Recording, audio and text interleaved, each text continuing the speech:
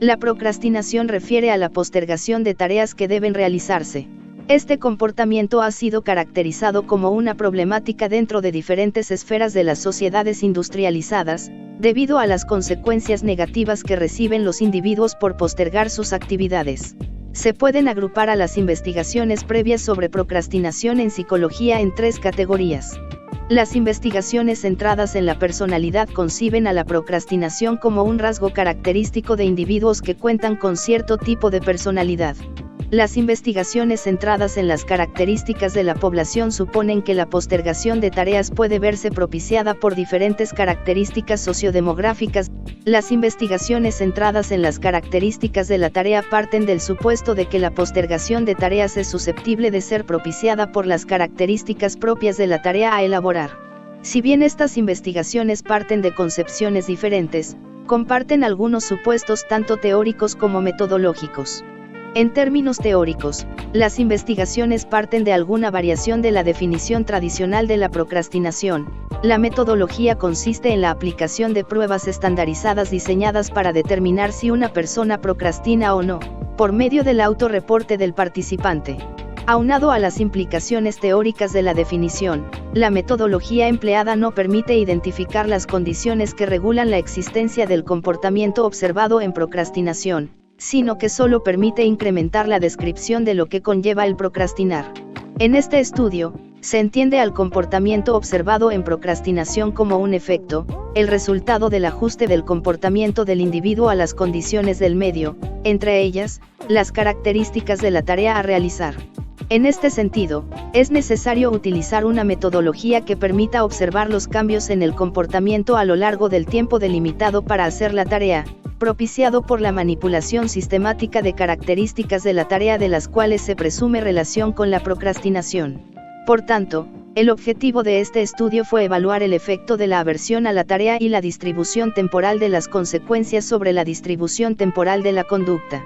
Participaron 11 estudiantes de la carrera de psicología de la FES Iztacala, los cuales fueron repartidos de manera aleatoria entre 4 grupos. La distribución temporal de las consecuencias se manipuló mediante la variación del momento dentro del intervalo en que se presentaban las consecuencias por completar la tarea experimental, pudiendo presentarse a lo largo del intervalo disponible para realizar la tarea o a su término. En lo que respecta a la aversión a la tarea, se manipuló mediante la variación de la dificultad asociada a la tarea. Esto se logró mediante la imposición de una tarea experimental con un criterio de satisfacción funcionalmente diferente entre grupos.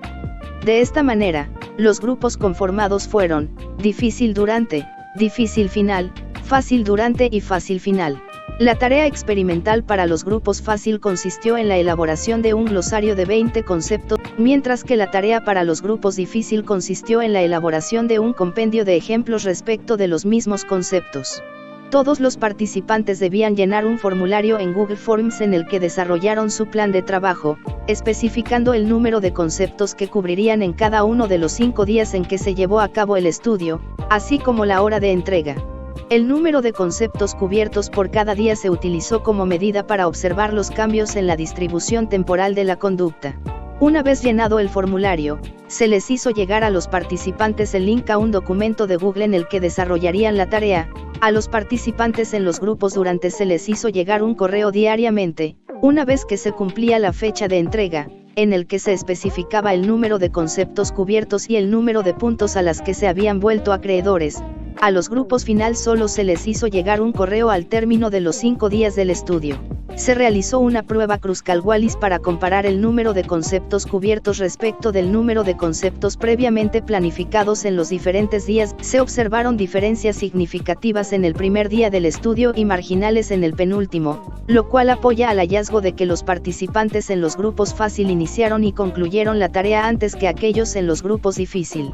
Se observó que los grupos durante tuvieron una menor variabilidad respecto de la hora en que entregaron la tarea, completando los conceptos momentos antes de la hora límite, mientras que los grupos final se caracterizaron por una gran variabilidad, realizando sus entregas tanto horas antes como tiempo después de la fecha entrega preprogramada.